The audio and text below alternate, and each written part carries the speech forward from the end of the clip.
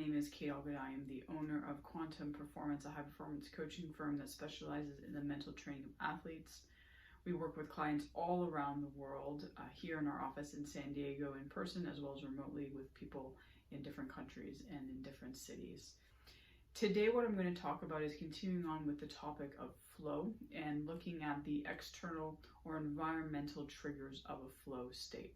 So in a previous video, I looked at the internal triggers of flow, and now we're going to look at those external triggers. I'm super kind of passionate about this type of work. I love working with clients and helping them to be able to reach that peak level of performance, and being able to get into a flow state is one of those ways to reach those peaks levels of performance.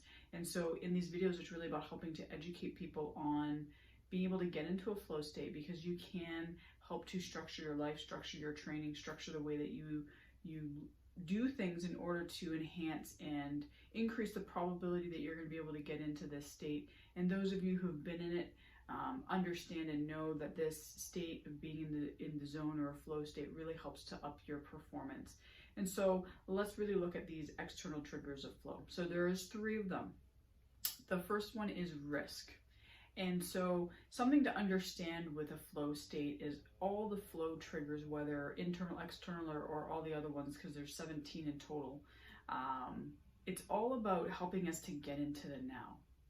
And these triggers are basically hardwired into us to help us to get into the now. And risk is definitely a big one of those, where if you think about when there is more risk, and that can be physical risk, social risk, creative risk, whatever that risk is, it ups our need to really be present.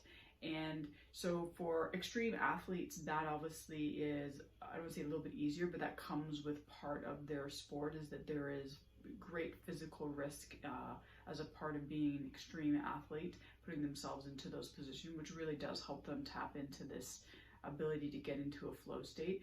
But as I mentioned, it doesn't just have to be extreme, physical risk that can help us tap into this flow state. It can also be social risk, creative risk, something that just really puts us into a position where we are risking something.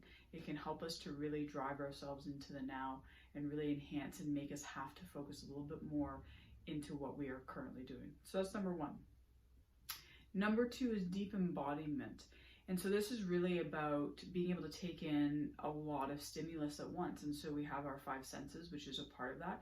But now we're also looking at proprioception and going beyond it. A lot of our nerve endings are through our hands and through our feet.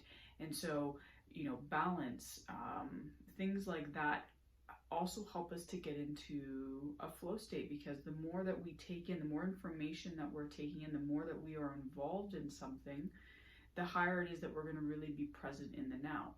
And so something even outside of sports that we've seen is Montessori schools have been shown to really help enhance children's learning, because it's deep embodiment. They're not just sitting there in the classroom and listening to what the teacher is saying. It is about taking action and actually now doing something with what they are learning. So now they're adding in more senses. They're touching things, they're putting things into action, they're moving. So with sports, obviously sometimes this is a little bit easier, right? Sports are generally moving and you are using more senses. But the more that we can really absorb ourselves and use more senses and really get a deep embodiment, that is going to help us trigger our flow state. Third one is rich environment. So a rich environment is about uncertainty and novelty, and kind of looking at those 2 things. So when we become more automatic at doing something, let's say driving home from one place to another place, the more that we do it, it becomes very automatic. We don't really have to pay attention so much. Our mind can go elsewhere. So some people will do things, and this is about structuring their life, where they purposely do things differently in order to be able to really kind of drive themselves into the now, like driving a different way home than you usually do, using your left hand instead of your right hand to brushing your teeth. So we want to be able to make something a little less certain, a little more uncertain, because when something is uncertain, it again drives us into paying more attention and into being into the now. And so changing things up can definitely help us to do that.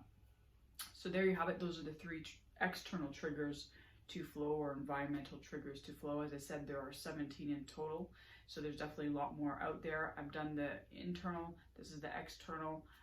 If you guys have any questions about it, feel free to reach out and ask me. But again, this is just to help to educate and help you guys to understand that there are things that you can do to help drive you into now. But that's really the key, is that you want to find triggers and a way of creating your life, the way you approach your sport, that help to drive you into the now, because that's where the flow state happens.